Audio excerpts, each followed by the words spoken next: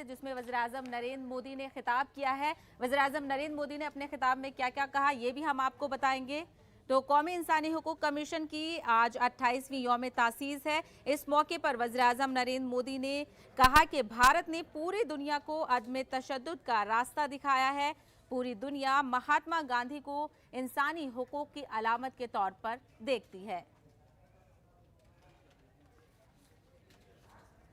आप सभी को राष्ट्रीय मानव अधिकार आयोग के 28वें स्थापना दिवस की हार्दिक बधाई।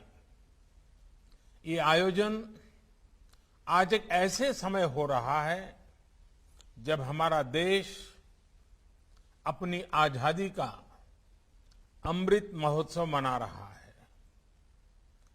भारत के लिए मानव अधिकारों की प्रेरणा का, मानव अधिकार के मूल्यों का बहुत बड़ा स्रोत आजादी के लिए हमारा आंदोलन, हमारा इतिहास है। हमने सदियों तक अपने अधिकारों के लिए संघर्ष किया। एक राष्ट्र के रूप में, एक समाज के रूप में अन्याय अत्याचार का प्रतिरोध किया।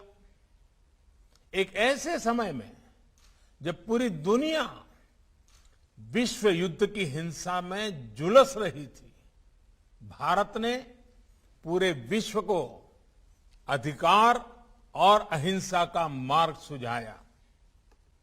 हमारे पूज्य बापू को देश ही नहीं बल्कि पूरा विश्व मानव अधिकारों और मानवीय मूल्यों के प्रतीक के रूप। और अब बात करेंगे दिल्ली में